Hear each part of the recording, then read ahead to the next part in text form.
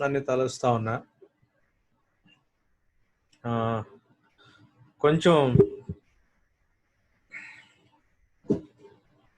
Tough situations ఉన్నప్పటికీ దేవుడు మనందరినీ తన ఉచితమైన కృపలో కాచి కాపాడుతా ఉన్నాడు.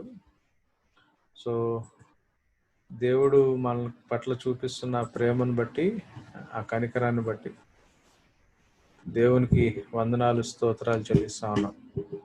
రైట్, మనం ఈరోజు బైబిల్ స్టడీలోకి వెళ్ళటానికి ప్రయత్నం చేద్దాం. Last time the purpose of God's word అన్నది చూసాం. ఈరోజు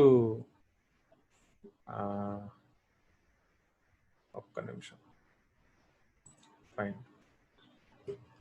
the power of God's word అన్న అంశాన్ని మనం చూడటానికి ప్రయత్నం చేద్దాం. దేవుని వాక్యానుసారమే, వాక్యంలో ఉన్న శక్తి, దేవుని వాక్యము అన్న అంశాన్ని మనం నేర్చుకుంటా ఉన్నాం. దీంట్లో దేవుని వాక్యములో ఉన్న శక్తి ఏంటో మనం చూడటానికి ప్రయత్నం చేద్దాం.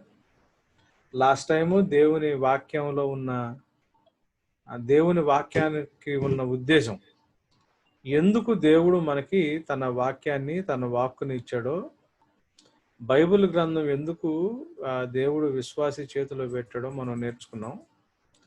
ఈ వీక్ దేవుడు తన వాక్యానికి గల శక్తి ఎలా ఉంటుంది, దేవుని వాక్యానికి ఉన్న శక్తి ఎలా ఉంటుంది అన్నది మనం నేర్చుకోవడానికి ప్రయత్నం చేద్దాం. దైవ వాక్కునకు జీవితాన్ని మార్చగలిగే శక్తి ఉంటుంది. అంటే లాస్ట్ టైం మనం చూస్తా ఉద్దేశం, దేవుని వాక్యాన్ని మనకి ఇవ్వడం వెనకాల దేవుని యొక్క ఉద్దేశం ఏంటో మనం చూసాం. దాంట్లో మనం చూస్తే ఏం నేర్చుకున్నామంటే, ప్రాథమికంగా 2 ప్రైమరీ ఇష్యూస్ మనం చూస్తా ఉన్నాం. ఒకటి, మన విశ్వాసం ఎలా ఉండాలి, ఎందుకు ఉండాలి, ఎలా ఉండకూడదు, ఎందుకు అలా ఉండకూడదు, ఆ 2 పాయింట్స్. మన ప్రవర్తన ఎలా ఉండాలి, అలానే ఎందుకు ఉండాలి, ఎలా ఉండకూడదు, అలా ఎందుకు ఉండకూడదు. ఆ దైవావేశం వల్ల కలిగిన ప్రతిలేఖనము ఉపదేశించడానికి, గద్దించడానికి, తప్పుని సరిచేయడానికి, నీతి యందు శిక్షణ ఇవ్వడానికి అని 2 తిమోతి 3వ అధ్యాయము 15-16 వచనాలు మనం చూస్తా మనం ఆ పాయింట్ నేర్చుకున్నాం. సో ఒక విశ్వాసి అంటే మనం పాపంలో ఉన్నప్పుడు మనం ఏం చేస్తామంటే సువార్త వింటాము. సువార్త విని దేవుని చేత ఒప్పింపజేయబడినప్పుడు మనం దేవుని సన్నిధికి వచ్చిన తర్వాత దేవుని దగ్గర విశ్వాసంతో ఆయన్ని ప్రభువుగా అంగీకరించి, తండ్రి అతన్ని సిలువలోంచి తిరిగి లేపాడు అన్న పాయింట్ని మనం ఎప్పుడైతే హృదయంలో నమ్ముతామో మనం రక్షించబడతాం. సో దేవుని దగ్గరికి విశ్వాసంతో వచ్చినప్పుడు మన పాపాలు క్షమించబడతాయి. మన పాపాలు క్షమించబడిన తర్వాత దేవుడు మనల్ని నీతిమంతులుగా ఎంచుతాడు కదా. అయితే వాస్తవానికైతే మనలో ఎటువంటి క్రియలు, నీతి క్రియలు అయితే ఉండవు, కానీ నీతిమంతులుగా ఎంచబడిన వారిగానే ఉంటాం మనం. అయితే నీతిమంతులుగా ఎంచబడిన వారిగా ఉన్న మనం, పాప క్షమాపణ పొందిన మనం, మన జీవితాన్ని మనం దేవుని చిత్తానుసారంగా మన జీవితం మారాల. ఆ మార్పు కూడా ఎవరు తీసుకొస్తారంటే ప్రభువే తీసుకొస్తాడు. అయితే దేవుని చిత్తానుసారంగా మన జీవితం మారాలి అంటే మన జీవితాన్ని మార్చే శక్తి పరిశుద్ధాత్మ దేవుడు మన జీవితం మీద వెచ్చించినప్పుడు, ఆ మార్చగలిగే శక్తి దేని ద్వారా మారుస్తాడు పరిశుద్ధాత్మ దేవుడు అంటే వాక్యం ద్వారా మారుస్తాడు. సో దైవ వాక్యానికి ఒక పాపి జీవితాన్ని మార్చగలిగే శక్తి ఉంటుంది. అంటే దేవుని చిత్తాన్ని జరిగించటానికి బైబిల్కి సహజమైన, స్వాభావికమైన శక్తి ఉంటుంది బైబిల్కి. So Bible has the inherent power to accomplish the purpose of God అని. దేవుని చిత్తాన్ని నెరవేర్చడానికి ఇన్హెరెంట్గా అంటే స్వాభావికంగా, సహజంగానే బైబిల్కి దేవుని చిత్తాన్ని నెరవేర్చగలిగే శక్తి బైబిల్లో ఉన్న వాక్యానికి ఉంటుంది. సో ఇది మనం గమనించాల. సో యెషయా గ్రంథం 55 అధ్యాయం 10వ వచనం మనం చూస్తే, as the rain and the snow come down from heaven and do not return to it without watering the earth and making it bud and flourish so that it yields seed for the sower and bread for the eater, so is my word that goes out from my mouth. It will not return to me empty, but will accomplish what I desire and achieve the purpose for which I sent it అన్నాడు. ఇదే మాట మనం అంటే 10-11 వచనాలు తెలుగులో చూస్తే, వర్షమును హిమమును ఆకాశము నుండి వచ్చి అక్కడికి ఎలాగూ మరలక భూమిని తడిపి విత్తువానికి విత్తనమును భుజించువానికి ఆహారము కలుగుటకై అది చిగిర్చి వర్ధిల్లునట్లు చేయును. అంటే ఆకాశం నుంచి వచ్చిన వర్షం కావచ్చు, మంచు కావచ్చు, భూమిని తడిపి విత్తేవాడికి విత్తనాన్ని, భుజించేవాడికి ఆహారాన్ని కలుగు చేసి చిగురించి వర్ధిలింపు చేయకుండా ఎట్లయితే పైకి వెళ్ళదో, అలాగనే నా నోటి నుండి వచ్చిన వచనమును ఉండును అన్నాడు. సో నా నోట్లోంచి వచ్చే వాక్యం, బైబిల్ వాక్యం కూడా అలానే ఉంటుంది. నిష్ఫలముగా నా యొద్దకు మరలక, అంటే ఫలము లేకుండా వాక్యం వెనక్కి రాకుండా, అది నాకు అనుకూలమైన దాన్ని నెరవేర్చును, నేను పంపిన కార్యమును సఫలము చేయును అన్నాడు. సో వాక్యం ఏం చేస్తుంది అంటే దేవుని చిత్తాన్ని నెరవేర్చగలిగే శక్తి కలిగి ఉంటుంది. ఇది మనం చాలా జాగ్రత్తగా గమనించుకోవాలి. సో దేవుడు వాక్యంలో ఏదన్నా చెప్తే, వాక్యం అన్నది వ్యర్థంగా మాత్రం ఉండదు. వాక్యము వ్యర్థంగా దేవుని దగ్గరికి వెళ్ళదు. అంటే వ్యర్థంగా వాక్యము పని లేకుండా, శక్తి లేకుండా, దేవుని చిత్తాన్ని నెరవేర్చకుండా వాక్యం మాత్రం ఉండదు అన్న మాటని మనం జాగ్రత్తగా గమనించుకోవాలి. రైట్. తెస్సలోనికీయులకు రాసిన మొదటి పత్రిక 2వ అధ్యాయం 13వ వచనం చూస్తే, ఆ హేతు చేతను మీరు దేవుని గురించిన వర్తమాన వాక్యమును మా వలన అంగీకరించినప్పుడు మనుషుల వాక్యమని ఎంచక అది నిజముగా ఉన్నట్టు,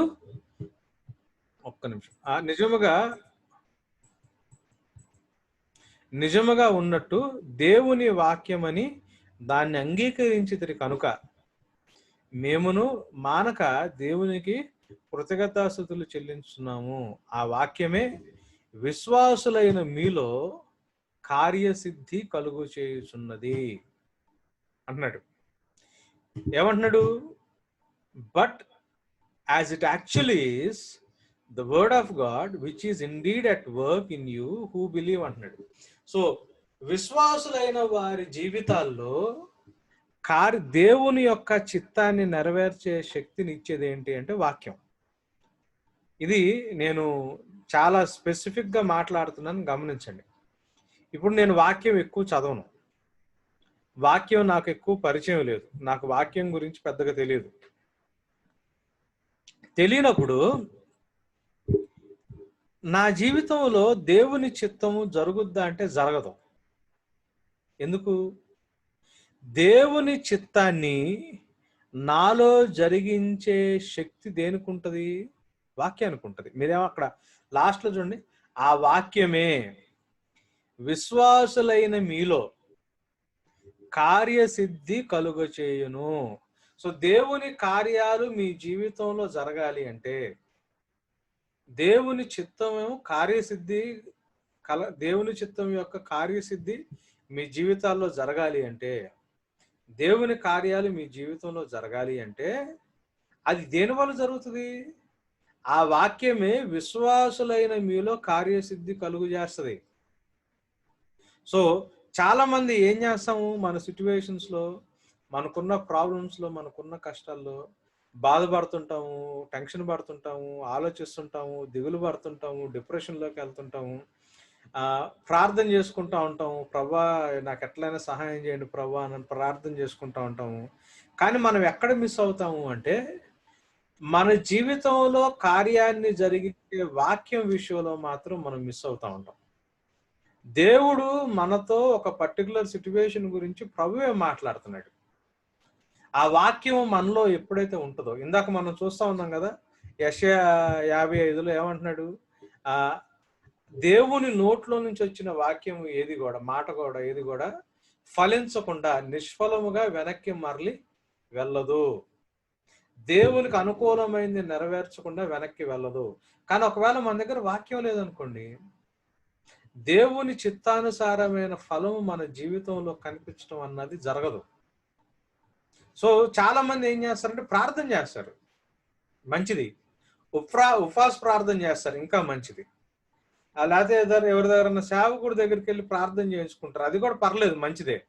కాకపోతే మీకుగా వాక్యంలో మీరు లేకపోతే, మీకుగా వాక్యం తెలియకపోతే, ప్రభువు మీతో మాట్లాడే అనుభవం మీకు లేకపోతే, వాక్యం యొక్క కంటెంట్ మీలో లేనప్పుడు మీలో దేవుని చిత్తానుసారమైన కార్యసిద్ధి జరగడం అన్నది అది జరగదు. సో మనం అది గమనించుకోవాలా. సో వాక్యం అన్నది చాలా ఇంపార్టెంట్. ఆ వాక్యం మీలో ఎంత ఉంటుందో, వాక్యం మీరు ఎంతగా నేర్చుకుంటారో, వాక్యంలో ఉన్న సత్యం మీకు ఎంత ఉంటుందో, ఎంత సత్యం ఉంటుందో అంత స్వతంత్రం ఉంటుంది. ఎంత వాక్యం ఉంటుందో అంత శక్తి ఉంటుంది. ఎంత వాక్యం ఉంటుందో అంత కార్యం మీ జీవితంలో జరుగుతుంది. లేకపోతే మీ జీవితంలో కార్యం జరగడం అన్నది, దేవుని కార్యాలు జరగడం అన్నది మీకు కనిపించవు. సో ఇది చాలా important. First Thessalonians 2nd chapter 13th verse, right. ఒక అవిశ్వాసిని విశ్వాసిగా మార్చగలిగే శక్తి కూడా బైబిల్కే ఉంటది, వాక్యంకే ఉంటది. ఆ వాక్యము జీవమునిచ్చు విత్తనము వంటిది అని. వాక్యం ఎట్లాంటిదంట? జీవమునిచ్చే విత్తనం లాంటిదంట. 1 పేతురు, నేను తెలుగులో చదువుతాను. 1 పేతురు 1వ అధ్యాయము 22, 23, 24 వచనాలు, 22nd, 23rd and 24th verses. మీరు క్షయబీజము నుండి కాక, క్షయము అంటే టెంపరరీ, నశించిపోయేది. క్షయము అంటే టెంపరరీ, నశించిపోయేది. మీరు క్షయబీజము నుండి కాక శాశ్వతమగు జీవము గల దేవుని వాక్యము మూలముగా అక్షయ బీజము నుండి పుట్టింపబడిన వారు కనుక అన్నాడు. ఎట్లాంటిది బైబిల్ వాక్యం? అక్షయమైనది, పర్మనెంట్ అయింది, శాశ్వతమైనది అంటే చిరకాలం నిలిచుండిపోయేది, జీవము కలిగింది అంటే జీవాన్ని ఇచ్చేది. సో దేవుని వాక్యం మూలముగా అక్షయ బీజం నుండి పుట్టింపబడిన వారు కనుక నిష్కపటమైన సహోదర ప్రేమ కలుగునట్లు మీరు సత్యమునకు విధేయులవుట చేత మీ మనసులు పవిత్రపరచుకున్న వారై ఉండి. చూడండి అక్కడ ఏమవుతుందో, మీరు జాగ్రత్తగా గమనించండి. సత్యానికి విధేయులు ఎప్పుడైతే అవుతామో, మీరు సత్యమునకు విధేయులవుట చేత ఏమవుతుందంట? ఫస్ట్ మీ మనసులు పవిత్రపరచుకునిన వారయుండి ఒకరినొకడు హృదయపూర్వకంగాను మిక్కటముగాను ప్రేమించుడి అంటున్నాడు. ఒకరినొకరు ప్రేమించుకోవాలంటే, ఒకరితో ఒకరు కలిసి ఉండాలంటే మన హృదయాలు పవిత్రంగా ఉండాలి. మన హృదయాలు సరిగ్గా లేకపోతే మనం ఒక వ్యక్తిని ప్రేమించడం అన్నది అసాధ్యం, అంగీకరించడం అన్నది అసాధ్యం.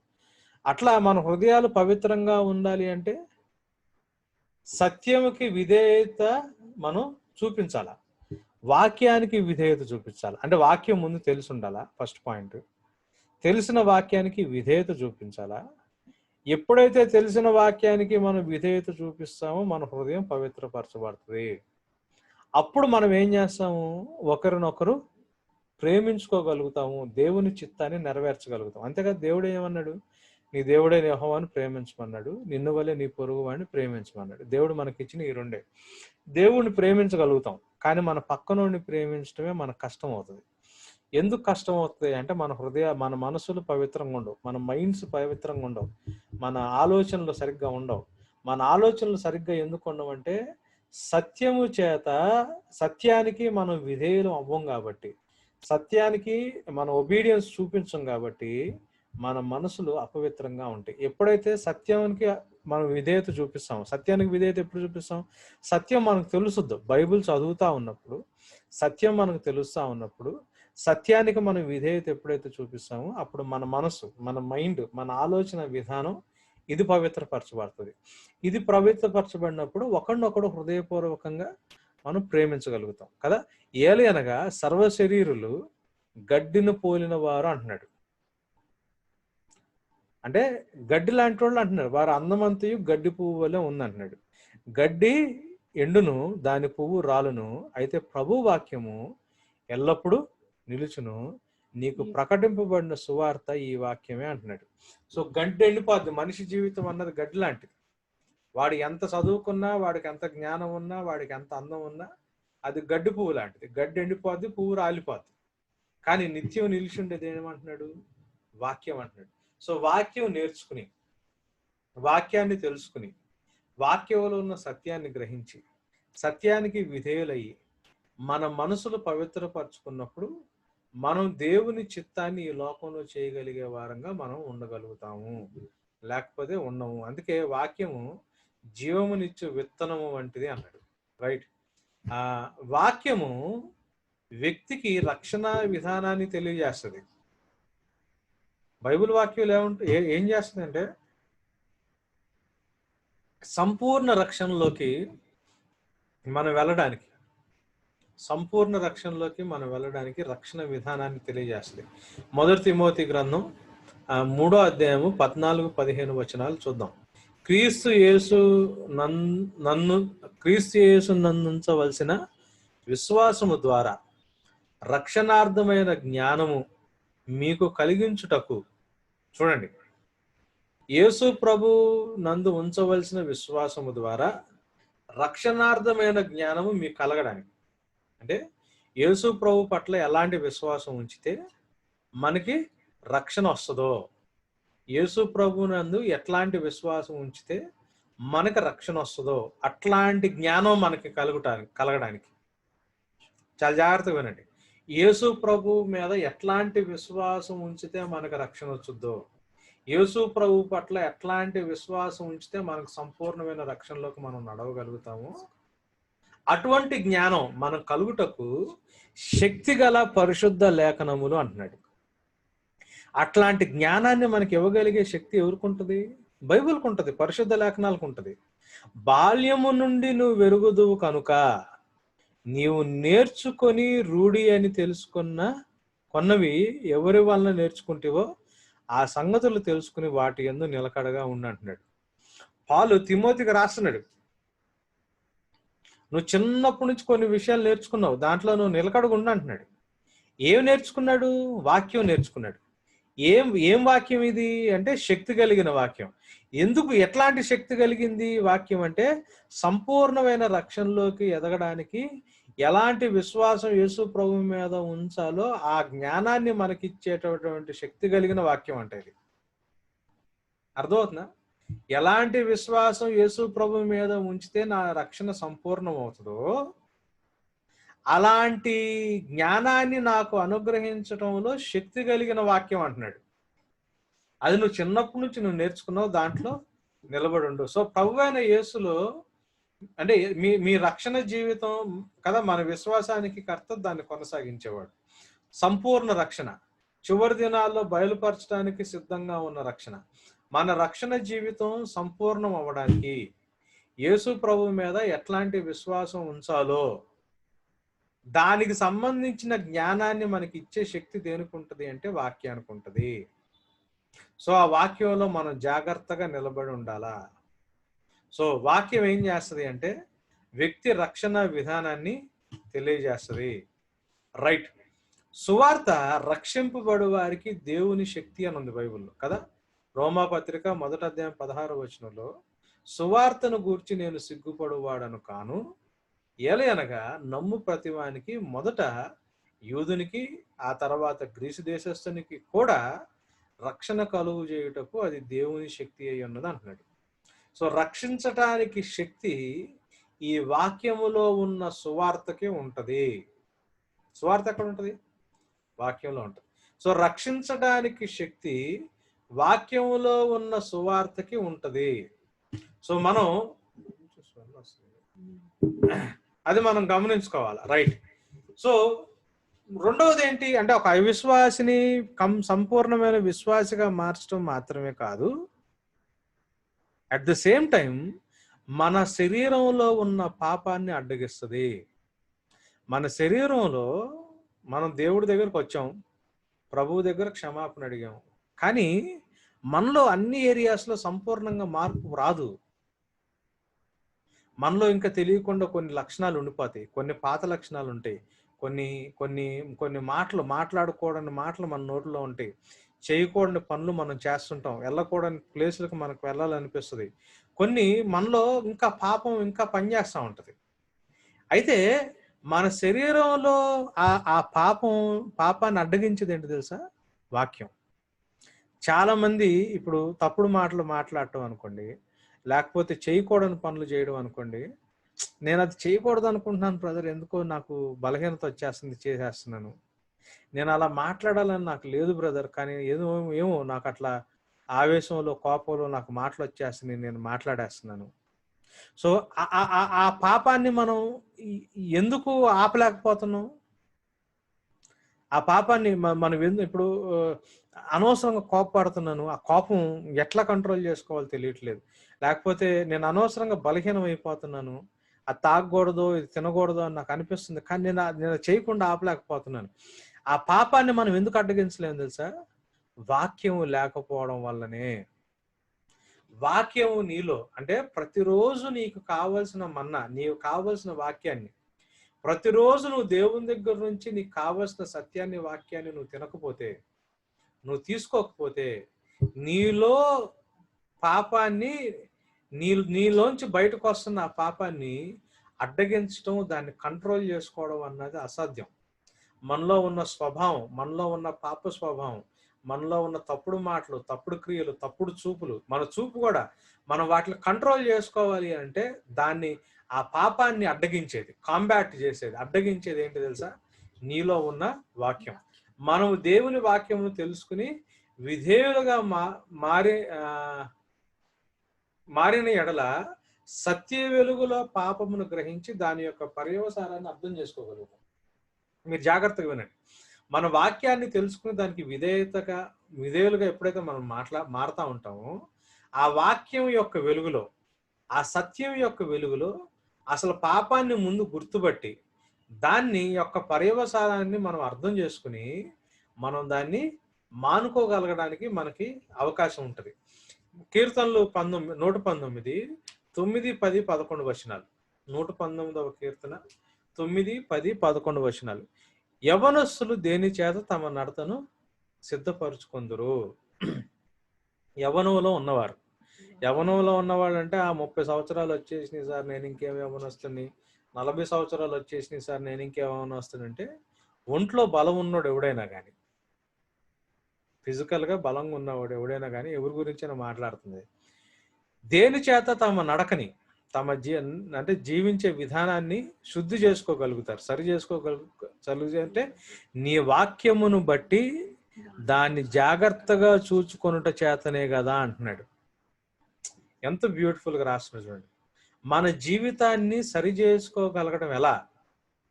ఒక యవ్వనస్తుడు తన జీవితాన్ని ఎలా సరి చేసుకోగలడు అనంటే, దేవుని యొక్క వాక్యాన్ని బట్టి జాగ్రత్తగా చూచుకొనుట చేతనే కదా. వాక్యం నీకు తెలిసి వాక్యానుసారంగా మన జీవితాన్ని సరి చూసుకోవడం. చాలా మంది ఏం చేస్తారంటే, నేను ఇట్లా ఉండకూడదు, నేను ఇలానే ఉండాలి, నేను ఇట్లా మాట్లాడకూడదు, నేను ఇలా మాట్లాడాలి, నేను ఇలా చేయకూడదు, నేను ఇట్లా చేయాలని వాళ్ళే ఒక ఇన్స్పిరేషన్ తెచ్చుకుని అట్లా ఉండకూడదు అనడానికి ప్రయత్నం చేస్తారు. దానివల్ల ఎటువంటి ఉపయోగం లేదు, ఎటువంటి ఉపయోగం లేదు. ప్రభువులోకి రాకముందు వ్యసనాల్లో ఉన్నప్పుడు ఎన్నిసార్లు అనుకున్నాను, నేను ఇంకొకసారి ఎట్టండి తాగకూడదు, ఎట్టండి చేయకూడదు, ఎట్టండి పనులు చేయకూడదని. అది నా వల్ల కాల. కానీ ఎప్పుడైతే దేవుళ్ళలోకి వచ్చానో, దేవుని వాక్యాన్ని, సత్యాన్ని తెలుసుకున్నానో, దానిలో నుంచి నా జీవితాన్ని చూశానో, నా జీవితంలో నా జీవితాన్ని శుద్ధిపరచుకోవడానికి నాకు అవకాశం కుదిరింది. నా పూర్ణ హృదయం ఏమంటున్నాడు చూడండి దావీదు, నా పూర్ణ హృదయముతో నిన్ను వెదుగుచున్నాను, నన్ను నీ ఆజ్ఞలు విడిచి తిరుగనీయకము అంటున్నాడు. ఆ ప్రార్థన గమనించండి, ఆ ప్రార్థన గమనించండి. ఆ ప్రార్థన చేసుకోవడానికి మనం ప్రయత్నం చేద్దాం. ఆ 10వ వచనం ఏమంటున్నాడండి? నా పూర్ణ హృదయముతో నిన్ను వెతికి ఉన్నాను. నన్ను నీ ఆజ్ఞలను విడిచి తిరగనీయొద్దు. నన్ను నీ ఆజ్ఞలను విడిచి తిరగనీయొద్దు ప్రభా. నీ ఆజ్ఞలకు దూరంగా తిరగనీయొద్దు ప్రభా. రోజంతా ఏదో ఒక దాంట్లో బిజీ అయిపోతున్నాను. ఏదో ఒక సమస్యలో కొట్టుకుంటున్నాను. ఏదో ఒక తలనొప్పితో ఇబ్బంది పడుతున్నాను. నాకు శరీరం ఏమైనా కావచ్చు. అయినా గాని నన్ను నీ ఆజ్ఞలు విడిచి తిరగనీయొద్దు. ఎలాగోలా నన్ను పట్టుకుని నీ వాక్యం దగ్గర కూర్చోబెట్టు ప్రభా. నీ వాక్యాన్ని విడిచి తిరగనీయొద్దు ప్రభు అని ప్రార్థన చేద్దాం. నీ ఎదుట నేను పాపము చేయకుండానట్లు. చూసారా? నీ ఎదుట. ఎందుకంటే మనం పాపం చేసేది సపోజ్ ఎవరినన్నా మనం ఏమైనా మాట అన్నాం అనుకోండి, లేకపోతే ఎవరికి ఏమైనా అన్యాయం చేసాం అనుకోండి, ఎవరు నన్ను తిట్టాం అనుకోండి, ఎవరు నన్ను కొట్టాం అనుకోండి, మనం చేసేది పాపం ఎవరి ఎదుట తెలుసా? మనం చేసే పాపం దేవుని ఎదుట. ఇప్పుడు నేను నా భార్యను తిట్టాను. నేను ఎవరి ఎదుట పాపం చేస్తున్నాను? దేవుని ఎదుట పాపం చేస్తున్నాను. లేకపోతే నాకు ఎవరికో అన్యాయం చేశాను. నేను ఎవరి ఎదుట పాపం చేస్తున్నాను? దేవుని ఎదుట పాపం చేస్తున్నాను. అది గుర్తుపెట్టుకోవాలా. నీ ఎదుట నేను పాపము చేయకుండానట్లు నా హృదయములో నీ వాక్యమును ఉండనిమ్ము అంటున్నాడు. చూసారా? చాలా ఇంపార్టెంట్. నీ ఎదుట నేను పాపము చేయకుండానట్లు నా హృదయములో నీ వాక్యాన్ని ఉండని ప్రభువా అని ప్రార్థన చేస్తున్నాడు. సో దేవుని ఎదుట మనం పాపం చేయకుండా ఉండాలంటే ఏమవ్వాలి తెలుసా? మన హృదయంలో దేవుని వాక్యం ఉండాలి. సో దేవుని వాక్యం ఎప్పుడైతే ఉంటుందో, మన హృదయంలో ఉంటుందో, మన దేవుని ఎదుట పాపము చేయకుండా ఉంటాం. సో పాపాన్ని అడ్డగించడం మాత్రమే కాదు వాక్యానికి ఉన్నది. వాక్యం ఏం చేస్తుంది తెలుసా? ఆధ్యాత్మికంగా ఎదగడానికి సహాయం చేస్తుంది. స్పిరిచువల్ గ్రోత్ మనకి స్పిరిచువల్ గ్రోత్ ఇస్తుంది. అంటే ఓకే, నేను తెలుగులో మర్చిపోయా. Just like drinking milk causes physical growth. అంటే పాలు తాగితే శారీరకంగా మనం ఎట్లా ఎదుగుతామో, దేవుని వాక్యము మనకి ఆధ్యాత్మికమైన ఎదుగుదల మనకి అనుగ్రహిస్తుంది. దేవుని వాక్యాన్ని చదివి దానికి విధేయత ఎప్పుడైతే చూపిస్తూ ఉంటామో, మనం పాలు తాగడము, అంటే మంచి ఆహారం తింటే ఒళ్ళు ఎట్లా మనం పెంచుకుంటామో, అట్లా సరైన వాక్యాన్ని విని దాన్ని విధేయత మనం ఎప్పుడైతే వాక్యాన్ని చదివి ఎప్పుడైతే విధేయత చూపిస్తామో, మనం ఆధ్యాత్మికంగా స్పిరిచువల్గా మనం అట్లా ఎదుగుతాం. సో మనం చాలా సార్లు మనం చేసే పని ఏంటంటే, స్పిరిచువల్గా మనం మాడబెట్టుకుని, మనం ఉపవాసం ఉండిపోయి, మనం ఆధ్యాత్మికంగా తినకుండా, ఆధ్యాత్మికంగా ఎదగకుండా, శారీరకంగా ఎదిగి, పాపం పనిచేసే దాంట్లో ఎక్కువ ఎదిగి, దేవుని ఆత్మ పనిచేసే దగ్గరేమో తక్కువ ఎదిగి, మన జీవితంలో జరిగే ప్రతి తప్పును బట్టి మనం బాధపడుతుంటాం.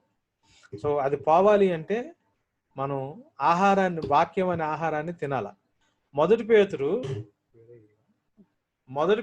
2వ అధ్యాయము 2వ వచనం 3వ వచనం 2 చూద్దాం. సమస్తమైన దుష్టత్వమును, సమస్తమైన కపటమును, వేషధారను, అసూయ, సమస్తమైన దూషణ మాటలను మాని జాగ్రత్తగా వినండి. దుష్టత్వము, కపటము, వేషధారణ, అసూయ, తప్పుడు మాటలు మాని క్రొత్తగా జన్మించిన శిశువును పోలిన వారై నిర్మలమైన వాక్యమును పాల వలన, అంటే చిన్నపిల్లలకి ఎలా అయితే మనం పాలిస్తామో అటువంటి వాక్యము లాంటి పాల వలన రక్షణ విషయములో ఎదుగు నిమిత్తము ఆ పాలను అపేక్షించండి. అంటే ఆ పాల కొరకు ఆశపడండి. వాక్యం అనే పాల కొరకు ఆశపడండి అంటున్నాడు పేతురు. దుష్టత్వము, కపటము, వేషధారణ, అసూయ, దోషము, తప్పుడు మాటలు మాని, అంటే కొత్తగా జన్మించిన శిశువులను పోలిన వారే నిర్మలమైన వాక్యమును పాల వల్ల రక్షణ విషయంలో ఎదుగు నిమిత్తము ఆ పాలుని ఆశించండి అంటున్నాడు. ఎంత చూడండి, మనం ఎందుకంటే ఇట్లా వాక్యాన్ని మనం రెగ్యులర్గా తీసుకోకపోతే మనలో ఏమేమి కనిపిస్తుంది తెలుసా? దుష్టత్వం కనిపిస్తుంది, కపటత్వం కనిపిస్తుంది, వేషధారణ కనిపిస్తుంది, అసూయ కనిపిస్తుంది, తప్పుడు మాటలు కనిపిస్తాయి. ఏదో ఒకటైనా కనిపిస్తుంది. సో మనం చాలా జాగ్రత్తగా ఉండాలి. రైట్. దేవుని వాక్యం అన్నది మనకి ఆధ్యాత్మికమైన ఆహారం లాంటిది. 1 యోహాను 6వ అధ్యాయం 63వ వచనంలో ఏముంది? ఆత్మయే జీవింప చేయుచున్నది, శరీరము కేవలము నిష్ప్రయోజనము. నేను మీతో చెప్పి ఉన్న మాటలు ఆత్మయు జీవమునై ఉన్నవి అంటున్నాడు. నేను మీతో చెప్పే మాటలు ఏమంటున్నాడు యేసయ్య? ఆత్మ, జీవము. దేవుని మాట అంట, వాక్యం అంట ఆత్మ, జీవము అంట. సో అదేం చేస్తుంది? దేవుని వాక్యం అంటే ఆత్మీయంగా మనకి జీవాన్ని ఇస్తుంది. సో వాక్యం అన్నది చాలా ఇంపార్టెంట్. రైట్. అంటే మనల్ని స్పిరిచువల్గా ఎదిగింపజేయడం మాత్రమే కాదు, మన నిజ ఉద్దేశాలని బయలుపరుస్తుంది వాక్యం. మన మోటివ్స్ ఏమున్నాయి, మన ఉద్దేశాలు ఏమున్నాయో మనకు తెలియకుండా కూడా ఉంటాయి. మన ఉద్దేశాల లోపల అసలు విషయం ఏంటో, మనలో ఉన్న అసలు విషయం ఏంటో వాటిని బయటికి తీసుకొస్తుంది వాక్యం. మనము సాధారణంగా గమనించుకోలేని మన నిజ ఉద్దేశాలని వాక్యము మనకు బయలుపరుచుద్ది. మనం సాధారణంగా గమనించుకోలేని మన నిజ ఉద్దేశాన్ని వాక్యం ఏం చేస్తంట? మనకు బయలుపరుచుద్దంట. హెబ్రీ పత్రిక 4వ అధ్యాయం 12వ వచనం. హెబ్రీ పత్రిక 4వ అధ్యాయం 12వ వచనం. ఎందుకనగా దేవుని వాక్యము సజీవమై బలము గలదై రెండంచుల గల ఎటువంటి ఖడ్గము కంటెను వాడిగా ఉండి, అంటే షార్ప్గా ఉండి, ప్రాణాత్మలను కీళ్లను మూలుగులను విభజించినంత మట్టుకు దూరుచు హృదయం యొక్క తలంపులను ఆలోచనలు శోధించుచున్నది అంటున్నాడు. సజీవమైంది, బలమైంది, రెండంచులు కలిగి, అంటే రెండు వైపులా షార్ప్గా ఉండే ఖడ్గము కంటే వాడిగా ఉండి, అంటే దానికంటే షార్ప్గా ఉండి, ప్రాణ ఆత్మల్ని కీళ్ళు మూలుగులను విభజించేంత మటుకు దూరి హృదయం యొక్క తలంపులను ఆలోచనలు శోధించుతుంది అన్నమాట.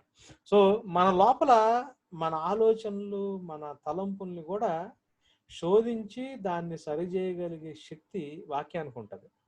సో ఇప్పుడు సపోజ్ నేను మామూలుగా ఆలోచిస్తున్నా, ఏదో ఒక పరిస్థితి ఉంది, నా పరిస్థితి ఏదో ఉంది, ఆ పరిస్థితి గురించి నేను ఆలోచిస్తున్నప్పుడు నాకేదో కరెక్ట్ అని అనిపిస్తుంది. నాకు కరెక్ట్ అనిపించింది, నేను కరెక్ట్గా ఆలోచిస్తున్నా లేదు ఎప్పుడు తెలుస్తుంది? నేను వాక్యాన్ని కరెక్ట్గా చదువుతున్నప్పుడు నా ఆలోచన ఏంటి, నా తలంపులు ఏంటి, నా ఉద్దేశాలు ఏంటి, నేను ఆలోచిస్తుంది కరెక్ట్గానేనా, లేకపోతే ఎవరికన్నా అన్యాయం చేస్తున్నానా, లేకపోతే నేను అక్కడ ఇరుక్కుపోతున్నానా, ఇవన్నీ నాకు అర్థం అవ్వాలి అంటే నా లోపలికి వెళ్ళి నాలో ఉన్న నిజమైన ఉద్దేశాల్ని వెలికి తీసి బయలుపరిచి బయటకు చూపించగలిగే శక్తి దేనికి ఉంటుందంటే వాక్యానికి ఉంటుంది. ఇది కానీ వాక్యం కానీ మనకు తెలియకపోతే చాలా సార్లు సాతానుగాడు కుయుక్తితో వేసే ట్రాప్లో మనం పడిపోతాం. సాతానుగాడు చాలా తెలివిగా మన దగ్గర చేసే పనులు వాడేసే వల్ల మనం చిక్కుకుపోతాం. ఎందుకంటే మన ఆలోచన మనకు కరెక్టే అనిపిస్తుంది, మన ఉద్దేశాలు మనకు కరెక్టే అనిపిస్తాయి. మన ఉద్దేశాలు కరెక్ట్ కాదు అంటే చాలా మందికి ఏంటంటే నాకు అట్లా అనిపించింది కదా, నేను చూశాను కదా, నాకు అనుభవం ఉంది కదా, అది కరెక్టే కదా అన్న ఫీలింగ్ ఉంటుంది. మన ఆలోచనలు, మన ఉద్దేశాలు కూడా కరెక్ట్గా చాలాసార్లు సాతానుగాడు ఎక్కడో ట్విస్ట్ పెట్టి ఉంటాడు. ఆ ట్విస్ట్లో నుంచి మనం ఏం చేస్తాం? సపోజ్ ఎవరినో చూస్తాం, వాడేదో మన గురించి ఏదో అనుకుంటున్నాడు, లేకపోతే మన గురించి మాట్లాడుతున్నాడు, మనకేదో ఒక ఆలోచన వస్తుంది, అరే వీడేంది మన గురించి ఇట్లా ఆలోచిస్తున్నాడు, వీడేంది మన గురించి ఇట్లా చేస్తున్నాడు, వీడు కరెక్ట్ అయినోడు కాదని మనం అనుకుంటాం. ఎందుకంటే మనకి ఇంతకుముందు 2-3 అనుభవాలు ఉంటాయి. సో మనకు అనుభవాలు ఉండి మనకు అనుకున్నంత మాత్రాన మనం అనుకున్నది కరెక్టా అంటే కాదు. కొన్నిసార్లు సాతానుగాడు తెలియకుండా మన ఆలోచనల్ని ట్విస్ట్ చేసి మనకి తప్పుడు ఒపీనియన్స్ మన మైండ్లో పెట్టడానికి ఛాన్స్ ఉంటుంది. అటువంటి దాన్ని కూడా మనం దేంతో బ్రేక్ చేయగలం అయ్యా అంటే వాక్యంతో బ్రేక్ చేయగలం. దాన్ని కూడా వాక్యంతోనే బ్రేక్ చేయగలం. ఈ వాక్యం లేకపోతే సాతానుగాడు ఉచ్చులో మనం చిక్కుకుపోతాం, దుష్టుడు ట్రాప్లో మనం చిక్కుకుపోతాం. నిజమే కదా, పండు బాగుంది కదా, చూడటానికి అంత బాగుంది కదా, తినటానికి కూడా బాగానే ఉంది కదా, ఎందుకు తినొద్దు అన్నాడు దేవుడు? చూసారు ఆలోచన వాడు అట్లా ట్విస్ట్ చేస్తాడు, అలా ట్విస్ట్ చేసేస్తాడు. సో మనం చాలా జాగ్రత్తగా ఉండాలి. రైట్. సో అంత మాత్రమే కాదు, మన ఉద్దేశాలను మార్చడం మాత్రమే కాదు, క్రీస్తు ప్రభు యొక్క స్వరూపాన్ని మనకి కలుగు చేస్తుంది. యేసు ప్రభు యొక్క లేకపోతే క్రీస్తు ప్రభు యొక్క స్వరూపంలోకి మనకు మార్చడానికి మనం మార్చగలిగే శక్తి కలిగి ఉంటుంది వాక్యం. చూడండి, ఆ వాక్యము అద్దము వలె, తప్పు రాశ, వాక్యము అద్దం వలె మనం నిజముగా ఏమై ఉన్నామో తెలుపుతూ మన విధేయత ద్వారా ఎలా మారగలమో కూడా మనకి తెలియజేస్తుంది. అద్దంలో చూసుకుంటే మన గురించి మనకు ఎట్లా తెలుస్తుందో అలా మనలో ఉన్న నిజమైన విషయాన్ని మనకు చూపిస్తా, మనం ఒకవేళ విధేయత చూపిస్తే మనం ఎలా మారుతామో కూడా చూపిస్తుంది. యాకోబు పత్రిక 1వ అధ్యాయము 22 నుంచి 25 వచనాల వరకు. యాకోబు 1:22 నుంచి 25. మీరు వినువారు మాత్రమే ఉండి మిమ్ములు మీరు మోసపరుచుకొనకుండా వాక్యం ప్రకారము ప్రవర్తించువారై ఉండుడి. చూడండి, కేవలం వినేవారిగా ఉండి చేయకపోతే ఏం జరుగుతుంది తెలుసా? మనల్ని మనం మోసం చేసుకుంటాము. ఇప్పుడు సాతానుగాడు మోసంలోంచి తప్పించుకోవడమే ఒక తలనొప్పి కేసు అయినప్పుడు, మనల్ని మనమే మోసం చేసుకోవడం ఇంకా ఎంత భయంకరం. మనల్ని మనం మోసం చేసుకోవడం ఇంకా ఎంత భయంకరం చూడండి. ఒక పక్క సాతాను కూడా మోసం చేస్తున్నాడు,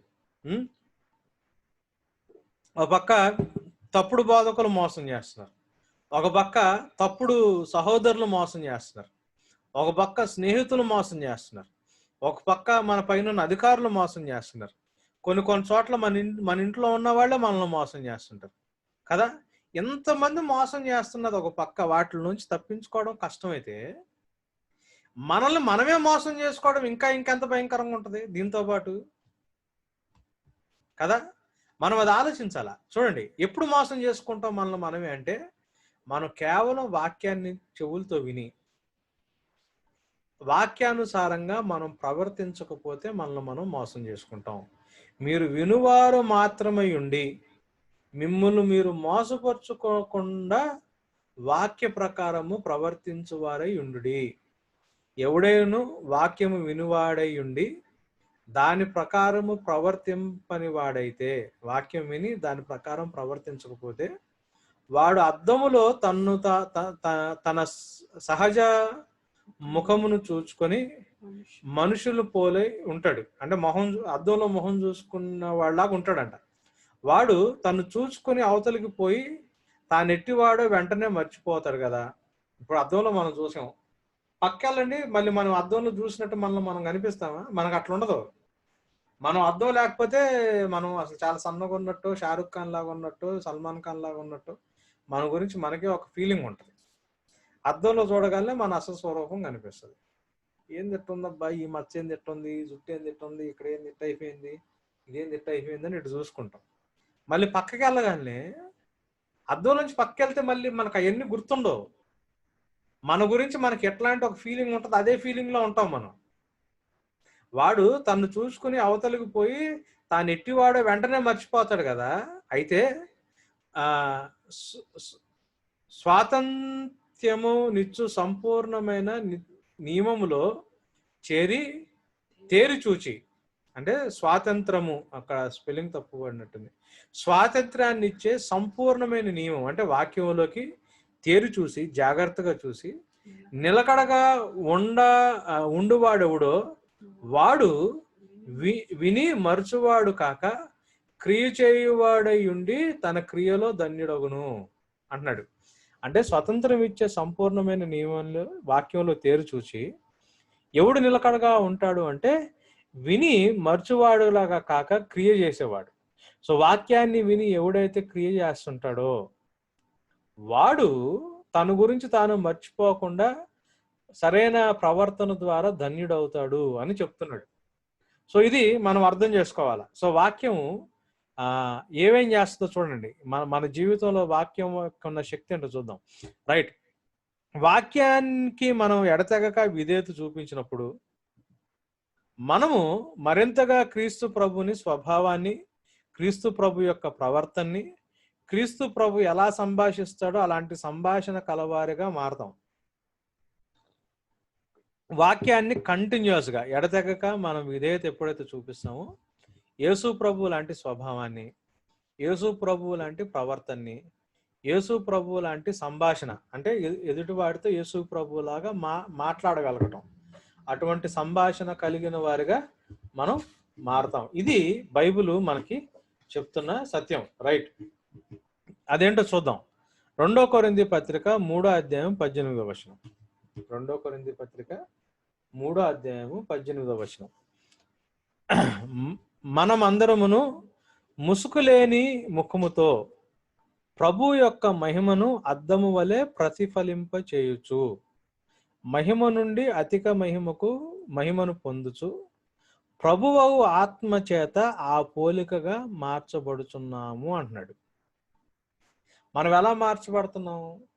ఎలా అయితే ఇప్పుడు ఒక అద్దం ఉందనుకోండి, ఎండలో ఇట్లా అడ్డం పెట్టి అవతలోడికి వేస్తే ఆ ఎండ మొహం డైరెక్ట్ ఎండ మొహం మీద పడితే ఎట్లుంటుందో అద్దం మీద నుంచి ఆ రిఫ్లెక్షన్ పడితే వాడి మొహం కూడా వాడికి కూడా అలానే ఉంటుంది కదా. అంటే అద్దం ఏం చేస్తుంది అంటే ఆ లైట్ ఎలా అయితే ఉంటుందో అట్లాంటి లైటే అద్దంలో నుంచి బయటకు వచ్చినట్టు చేస్తుంది.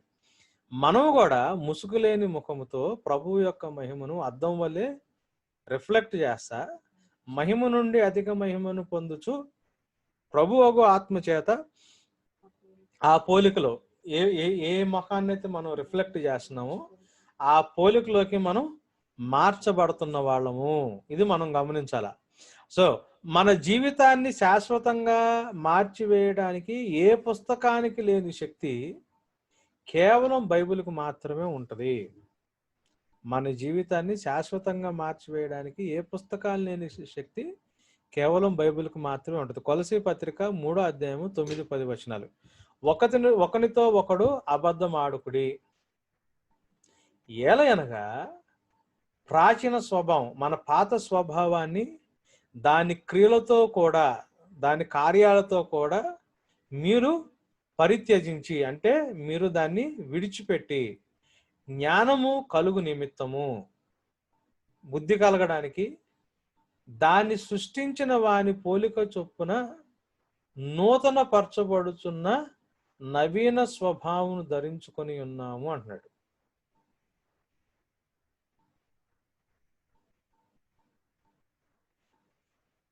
పాత స్వభావాన్ని విడిచిపెట్టి కొత్త స్వభావాన్ని, అంటే అబద్ధం ఆడుకుడి ఎలా అనగా ప్రాచీన స్వభావం దాని క్రియలతో కూడా మీరు పరిత్యజించి జ్ఞానము కలుగు నిమిత్తము దాన్ని సృజించిన వారి యొక్క పోలిక చొప్పున నూతన పరచబడుతున్నాం. ఈ పోలిక ఎట్లా వచ్చింది? వాక్యం ద్వారా వస్తుంది.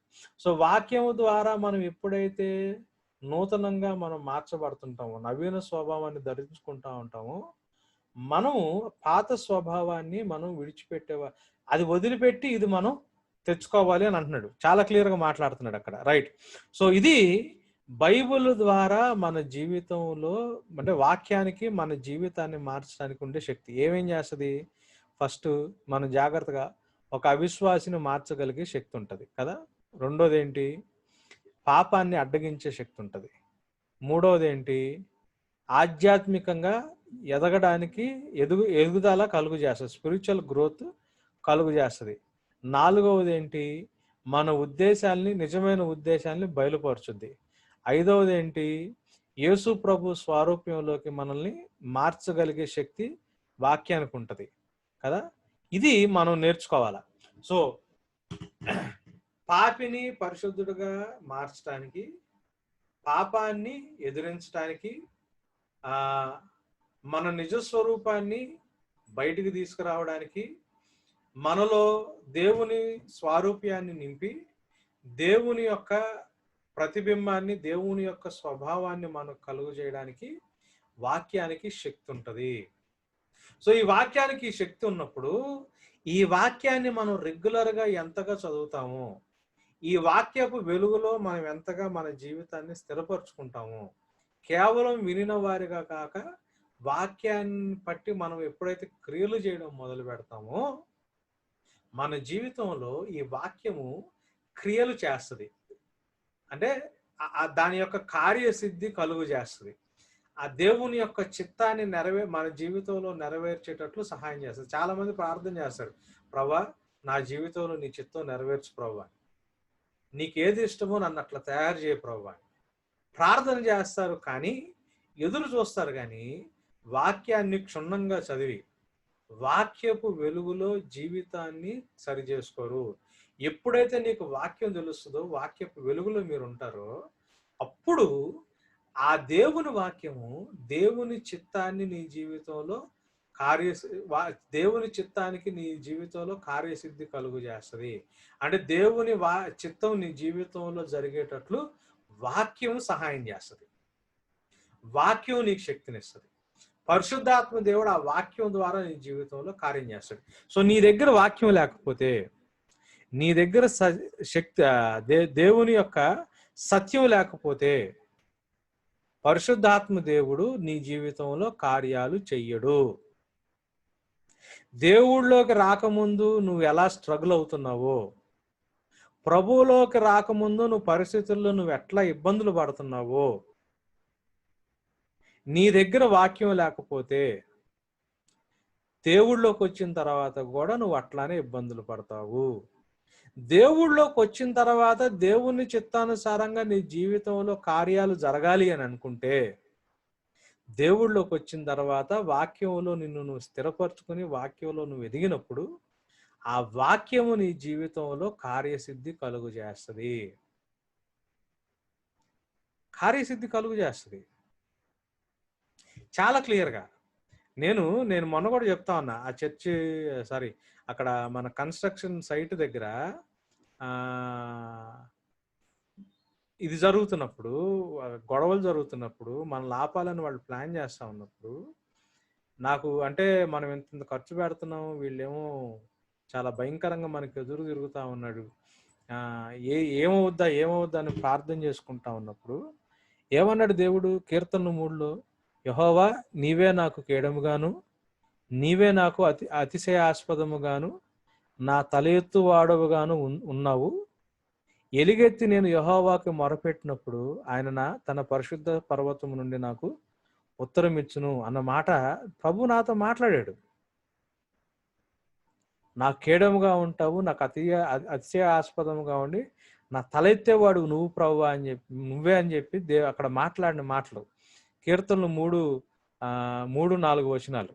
తర్వాత కంటిన్యూ అవుతా ఉండింది ఆ ఇష్యూస్. సరిగ్గా నిద్ర పట్టని టైం అనమాట. ప్రార్థన చేస్తా ఉన్నా, ప్రభా ఈ టెన్షన్ నిద్ర కూడా రావట్లేదు ప్రభు అంటే, కీర్తనలు 4లోంచి యెహోవా నెమ్మదితో పండుకొని నిద్రపోవుదును, నేను ఒంటరిగా ఉండినను నీవే నన్ను సురక్షితంగా నివసింప చేయుదువు అని దేవుడు నాతో మాట్లాడుతూ ఉన్నాడు. సో వాక్యంలో ఎప్పుడైతే అది మాట్లాడుతూ ఉన్నారో దాని ఇమ్మీడియట్ ఎఫెక్ట్ నెక్స్ట్ డే మేము చూస్తూ ఉన్నాం. అది కార్యరూపంలోకి రావడం మేము చూస్తూ ఉన్నాం. కీర్తనలు అట్లా అది ఎన్నిసార్లని అది జరుగుతూ ఉంది. నేను ప్రార్థన చేసుకుంటా ఉన్నా, బైబుల్ చదువుతా ఉన్నా, బైబుల్లోంచి ప్రభు మాట్లాడుతూ ఉన్నాడు. ప్రభు మాట్లాడుతూ ఉండి ఏం చేస్తా ఉన్నాడు, ప్రభు నాకు నువ్వు అన్ని జనులు గద్దిస్తావు, దుష్టుల్ని నశింపజేస్తావు, వారి పేరు ఎన్నటికీ ఉండకున్నట్లు, అంటే దేవుడు మాట్లాడుతూ ఉన్నాడు. అంటే నేను శాశ్వతంగా సింహాసనుడై ఉన్నాను, న్యాయము తీర్చుటకు ఆయన తన సింహాసనాన్ని స్థాపించి ఉన్నాడు అని చెప్పి ఒక్కొక్క మాట బైబిల్లోంచి కనిపిస్తా ఉన్నప్పుడు ఆయన దగ్గర నుంచి వచ్చిన మాట ఏది కూడా కార్యం చేయకుండా వెనక్కి వెళ్ళదు. దేవుడు అట్లానే కార్యం చేసుకుంటూ వస్తున్నాడు. మనం ఏం చేస్తామంటే వాక్యాన్ని చదివి వాక్యాన్ని మీద ఆధారపడి వాక్యాన్ని మీద బేస్ అవ్వడానికి మనం టెన్షన్ పడతాం, ప్రార్థన చేసుకుంటాం, ప్రభా కష్టం ఉంది ప్రభా తీసే ప్రభా అని ప్రార్థన చేస్తాం. కానీ వాక్యాన్ని కూడా మనం చదివి ప్రార్థన చేసుకున్నప్పుడు వాక్యంలోంచి దేవుడు మాట్లాడిన మాట ఏది వ్యర్థంగా కాదు. సో మనకి ఎప్పుడైతే ఆ వాక్యం చదవమో, ఆ వాక్యంలో మనం ఎప్పుడైతే ఎదగమో, మన దగ్గర ఆ సత్యం ఎప్పుడైతే ఉండదో మనం దేవుడు కార్యం కూడా చేయడం అని. ఇప్పుడు అది ఆ వాక్యం ఉందనుకోండి, దాన్ని బట్టి దేవుడు కార్యం చేస్తాడు. ఆ వాక్యము మీ జీవితంలో కార్యసిద్ధి కలుగు చేస్తుంది. చాలా ఇంపార్టెంట్ మన సిచ్యువేషన్స్లో వాక్యం అన్నది. సో వాక్యం మీద ఆధారపడటం అన్నది మనం జాగ్రత్తగా నేర్చుకున్నప్పుడు మన జీవితంలో దేవుని చిత్తము కార్యసిద్ధి కలగడం అన్నది మనం చూస్తాం. హల్లెలూయా. రైట్. ఏమన్నా వీడియోస్ ఆన్ చేయగలిగిన వాళ్ళు చేస్తే కొంచెం, నాకు ఎవరు కనిపించట్లేదు. శ్రీహరి ఒక్కడు నా మాట వింటా ఉంటాడు. డానియల్ గారు ఫోటో కనిపిస్తూ ఉంటుంది. డానియల్ గారు పర్లేదులేండి. మిగతా వాళ్ళు ఒకవేళ మీది మొబైల్ బ్యాండ్ విడ్త్ తక్కువ అయితే వీడియో వద్దు, కానీ లేకపోతే అంటే మనుషులతో మాట్లాడిన ఫీలింగ్ ఉంటుంది. So right. ఏమన్నా డౌట్స్ కానీ, మీ జీవితంలో వాక్యం కార్యసిద్ధి చేసిన ఎక్స్పీరియన్స్ కానీ అట్లాంటిది ఏమైనా ఉంటే షేర్ చేసుకోండి. మీరు ఎప్పుడు ఏదైనా వాక్యం చదువుకున్నప్పుడు ఆ వాక్యం మీ జీవితంలో నిజంగా ఉపయోగపడినప్పుడు అట్లాంటిది ఏమైనా ఉందా? ఉంటే అట్లాంటిది షేర్ చేసుకోండి. లేదు మీకు ఏమైనా డౌట్స్ ఉంటే డౌట్స్ అడగండి. అట్లాంటి అనుభవాలు ఎవరికి లేవా? మీరు చదువుకున్న వాక్యం కార్యసిద్ధి జరిగిన పరిస్థితులు ఎప్పుడు కనిపించలేదా?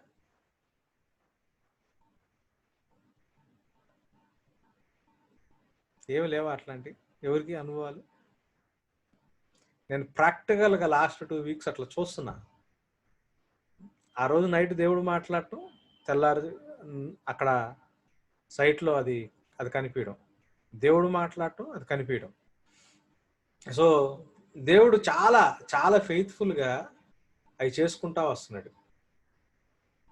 ఎవరికైనా ఏమైనా ఎక్స్పీరియన్స్లు ఉన్నాయి అట్లాంటివి?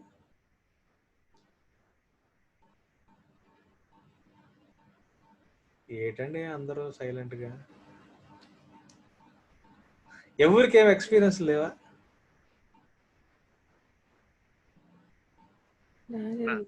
డానియల్ గారు ప్లీజ్. అది ఇందా చెప్పారు కదన్నా, అంటే వాక్యం తెలుస్తున్న కొలది మనలో ఉన్న బలహీనతలు తెలుస్తూ ఉంటాయి. ఒకటోది. రెండోది ఏంటంటే మన బలహీనతలు విడిచిపెట్టడానికి మనకు గొప్ప శక్తి వాక్యం ఇస్తుందన్న. అవును, నేను అది నిజంగా అనుభవించాను. అవును. ఫ్యామిలీ లైఫ్ లోను, అలాగే నా జీవిత ప్రవర్తన విషయంలో, అన్ని విషయాల్లో కూడా మనల్ని మార్చుది వాక్యం నిజంగా. లేకపోతే ఈజీగా ఆ బలహీనత నన్ను లోపరుచుకునేది, నేను ఓడిపోయేవాడిని. అవును. ఏంటి ఇలా చేస్తున్నాను, ఎందుకు ఇలా చేస్తున్నాను అనేవాడిని. అలా రోజు రోజుకి వాక్య ధ్యానం పెరుగుతున్న కొలది, సో ఉదయాన్నే వాక్యం చదవడం, అది నోట్స్ రాసుకోవడం, ఆ విషయంలో ప్రార్థన చేసుకోవడం. ఇది చాలా ఇంపార్టెంట్ మీరు చెప్పేది. ఇప్పుడు ఊరికి చదివి వదిలేయొద్దు. ఒక బుక్ పెట్టుకుని దేవుడు ప్రేరేపిస్తున్నది నోట్స్ లాగా రాసుకోవడం అన్నది చాలా హెల్దీ హ్యాబిట్. అది చాలా హెల్దీ హ్యాబిట్. ఊరికి అట్లా చదివి వదిలేయొద్దు.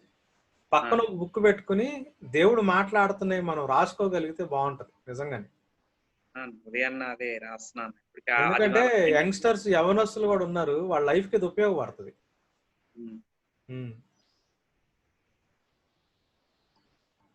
మా మిస్సెస్ నాకు దెబ్బ తగిలిన దగ్గర నుంచి అప్పుడు బైబిల్ చదవడం మానేశారన్న. మానేశారా? ఏ అది ఏంటో తెలియదు. నేను పర్సనల్ గా ఫోన్ చేసి మాట్లాడతాలేండి. చదవాలనిపించడం లేదండి. కానీ యాక్చువల్ గా మీ కార్ యాక్సిడెంట్ ఫోటోలు చూశాను కదా, అట్లాంటి యాక్సిడెంట్ లో ఎవరు బ్రతికి బయటకు రారు. అట్లాంటిది మార్క్ బ్రదర్ లాస్ట్ సండే చర్చికి కూడా వచ్చాడంటే ఫస్ట్ ఫ్లోర్ లోకి. అసలు దేవుడు చాలా ఆశ్చర్యమైన క్రియ చేశాడు. చెయ్యి అడ్డం పెట్టి కాపాడేశాడు మీ ఇద్దరిని. అవును. సో ఇంకా చదవాలి వాక్యం వాస్తవానికి. చెల్లితో నేను తర్వాత మాట్లాడతా పర్సనల్. Right right. ఇంకా ఇంకా ఇంకా ఏమి లేకపోతే ప్రార్థన చేసుకుందాం. అయితే చిన్న ప్రేయర్ రిక్వెస్ట్లు ఏంటి అంటే, మన కన్స్ట్రక్షన్ సైట్లో అంటే అన్ని రకాలుగా ఆపాలి అని చెప్పి, మన కన్స్ట్రక్షన్ సైట్లో అన్ని రకాలుగా ఆపాలని ప్రయత్నం చేస్తా ఉన్నారు. అంటే ఇంట్లో మనం పర్సనల్గా కూడా ప్రేయర్ చేసుకోకూడదు, ఎవరు ఇంటికి రాకూడదు అని మనం లెటర్ రాసి ఇవ్వాలని చెప్పి అడుగుతా ఉన్నారు. సో ప్రభు కృపను బట్టి ఆ, నేను అంటాడు కదా, కోరేష్ రాజుని మీకు సహాయంగా పంపిస్తాను, నేను మీకు విడుదల ఇస్తాను అన్నట్టు దేవుడు చాలా ఒక పెద్ద అఫీషియల్తో మన తరపున మాట్లాడేటప్పటికి ప్రస్తుతానికి అందరు సైలెంట్ అయ్యారు. సో మళ్ళీ మళ్ళీ వాళ్ళది గొడవ మన కన్స్ట్రక్షన్ విషయంలో రాకుండా ఉండటానికి అది మీరు ప్రార్థనలు గుర్తుపెట్టుకోండి. రాజేష్ బ్రదరు ఉన్నారు, అంటే రాజేష్ గారు మన చర్చ్కి రారు, కానీ వాళ్ళ వైఫ్ హేమా సిస్టరు వస్తూ ఉంటారు రెగ్యులర్గా, మన రెగ్యులర్ చర్చ్ మెంబరు. తను ఇంకా ప్రభువుని పూర్తిగా తెలుసుకోలేదు, ఇప్పుడిప్పుడే తెలుసుకుంటున్నారు. రాజేష్ బ్రదర్ పరిస్థితి ఏంటి అంటే ఆయనకు ఒక కాలు తీసేశారు, తర్వాత 2 కిడ్నీస్ ఫెయిల్ అయినాయి, డయాలసిస్లోకి వెళ్ళారు, తర్వాత పెరాలసిస్ స్ట్రోక్ వచ్చింది. మనీ కూడా అంటే ఆపరేషన్ అంటే ట్రీట్మెంట్కి ఎస్బీఐలో పనిచేస్తున్నప్పటికీ అన్ని రకాలుగా ఎస్బీఐ వాళ్ళు ఇక మనీ ఇవ్వలేని పరిస్థితుల్లో ఉండగా మొన్న హాస్పిటల్లో బ్రెయిన్ ఆపరేషన్ చేశారు. ఆయన ఇంటర్నల్ బ్లీడింగ్ ఉంటే బ్రెయిన్ ఆపరేషన్ చేశారు. కంప్లీట్గా అన్కాన్షియస్గా అయితే ఉన్నారు, ఇంకా కూడా ఆయన కాన్షియస్లోకి వెంటిలేటర్ మీద ఉన్నారు. అంటే 25% హోప్స్ ఉన్నాయి అని చెప్తున్నారు. సో 25% హోప్ ఉంది మనిషి బ్రతకడానికి, అంతకంటే హోప్ లేదని చెప్తా ఉన్నారు. సో ఆ బ్రదర్ని మీ ప్రేయర్లో జ్ఞాపకం చేసుకోండి. దేవుడు ఇంకొక ఎక్స్టెన్షన్ ఇవ్వడానికి జీవితానికి, అట్ ద సేమ్ టైమ్ రక్షణలోకి రావడానికి ప్రార్థన చేయండి. సత్యనారాయణ రాజు గారు అని సిస్టర్ గారు, సూర్యకుమారి గారు వాళ్ళ హస్బెండ్, ఆయన అసలు ఫస్ట్లో యేసుప్రభుని నమ్మేవాడు కాదు. ఆయనకు కూడా ఇట్లా అంటే 2 కాళ్ళు చేతులు పడిపోయినాయి, ఆయనకు కొంచెం ప్రాబ్లంలో ఉన్నారు. మొన్నే ప్రభువుని అంగీకరించారు, ప్రార్థన చేసి వచ్చాను. తను అంటే వాళ్ళు ఎవరో చేతబడి చేశారు అది ఇది అని చెప్తా ఉన్నారు. విడుదల కోసం అయితే ప్రార్థన చేసి వచ్చాం, కాకపోతే తను కంప్లీట్గా కోలుకొని లెగ్స్ కూర్చోడానికి అండ్ బ్యాప్టిజం తీసుకోవడానికి కూడా ఇష్టపడతా ఉన్నాడు, ప్రార్థన చేసుకుంటా ఉన్నాడు. మనిషిలో మార్పు వచ్చింది. ఆ బ్రదర్ను కూడా మీరు ప్రార్థనలో జ్ఞాపకం చేసుకోవాలని కోరుకుంటా ఉన్నా. రైట్, ఇవి ప్రేయర్ రిక్వెస్ట్. సో మనం ప్రేయర్ చేసుకోవడానికి ప్రయత్నం చేద్దాం. నరసింహ గారు ప్రేయర్ చేస్తారా?